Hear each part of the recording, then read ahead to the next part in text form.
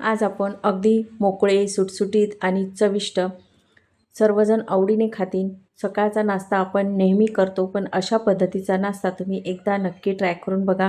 खूप छान होतो आणि सर्वांना आवडेल इतके छान आणि टेस्टी पोहे होतात. तुम्ही फक्त ही पद्धत वापरा. आणि माझ्या चॅनलवर तुम्ही नवीन असाल तर माझ्या चॅनलला लाईक, शेअर आणि सबस्क्राईब करायला विसरू नका. चला तर रेसिपीला सुरुवात करूयात. इथं मी जाडे पोहे आधीच धुवून घेतलेले आहे. तर पोहे भिजवायचे कसे, अगदी मोकळे सुटसुटीत होतात.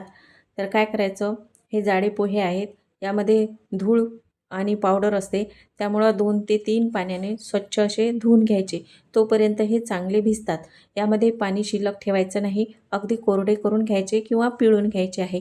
आणि नंतर थोडा वेळ 5-10 मिनटं असेच मुरायला ठेवायचे, म्हणजे ते छान मुरल्या जातात आणि मोकळे सुटसुटीत होतात. यामध्ये पाणी राहत नाही, त्यामुळं परतवताना ते पीच होत नाहीत किंवा पाणी होत नाही. पोहे आपण फोडणी देऊन घेऊयात. तर मी इथं गॅसवर कढई ठेवलेली आहे, त्यामध्ये तेल टाकून घ्यायचं. तेल गरम झालं की 1 चमचा जिरं टाकून घ्यायचं आहे. जिरं छान गरम झालेलं आहे. तर आता यामध्ये आपल्याला मस्त मोठा बारीक चिरून कांदा घेतलेला आहे, तो टाकायचा किंवा 2 मोठे कांदे चिरून घ्यायचे, ते टाकायचे. कांदा यामध्ये भरपूर असला की पोहे छान लागतात, म्हणजे कांदे पोहे यालाच म्हणतात. तर असा भरपूर चिरलेला कांदा यामध्ये टाकायचा आहे. तर कांदा थोडासा लालसर झाला की मी इथं अर्धी वाटी भाजलेले शेंगदाणे घेतलेले आहेत, ते टाकायचे.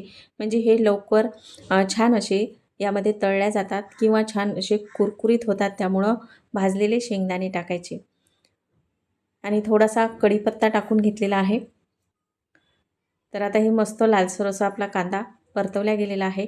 यामध्ये मी 2 ते 3 हिरव्या मिरच्या कट करून घेतलेल्या आहेत, त्या टाकायच्या. हिरव्या मिरच्या तिखट असल्या तर थोड्या कमी टाकू शकता, तिखट नसल्या तर जास्त टाका.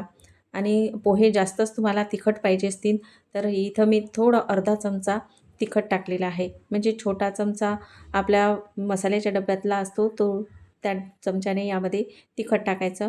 अर्धे चमचे हळद टाकून घेतलेली आहे आणि हे पोहे आपल्याला यामध्ये टाकून घ्यायचे आहे. तर सर्व पोहे मी इथे टाकून घेत नाही, तर थोडे थोडे पोहे टाकून मस्त हे परतवून घ्यायचे.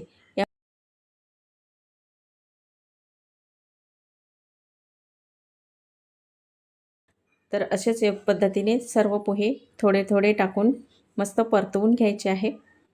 तर बघू शकता आपले पोहे छान असे मोकळे झालेले आहेत.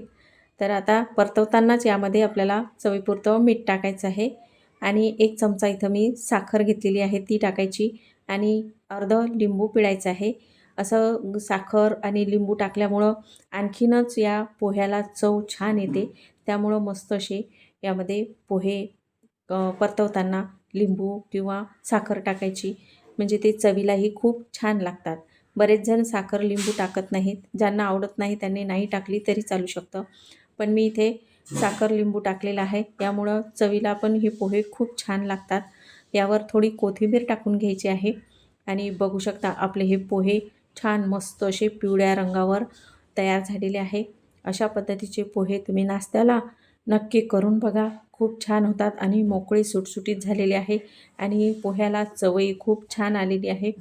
असे हे आपले कांदा पोहे मस्त तयार झालेले आहे. अशा पद्धतीचे पोहे नाश्त्याला तुम्ही पण नक्की ट्राय करून बघा आणि असेच नवनवीन व्हिडिओ पाहण्यासाठी माझ्या चॅनलला सबस्क्राईब करायला विसरू नका.